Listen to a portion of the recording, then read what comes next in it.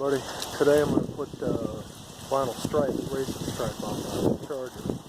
I've got a single center stripe, which you don't see very often on Chargers. Usually you either see an offset single stripe, or you'll see the dual stripes going down the middle.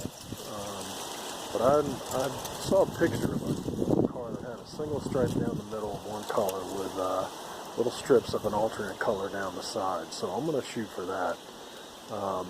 So I didn't buy a stripe kit in and of itself. I just bought some pieces of 1 foot wide vinyl and some pinstriping tape to put on the outer sides. So I'm going to give it a shot. I'll let you know what it looks like when I'm done.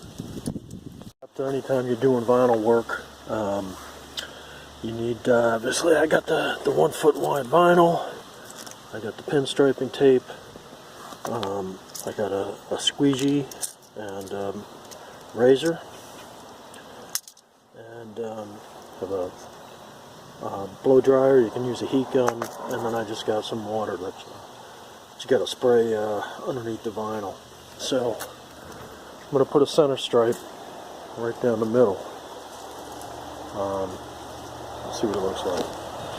So I'm going to use some bungee cords, some long bungee cords, to kind of help me line up the vinyl so I know that it's straight. You know, these are pretty flexible. I can move them around and get them positioned the way I want them. And I think it'll just help me line things up.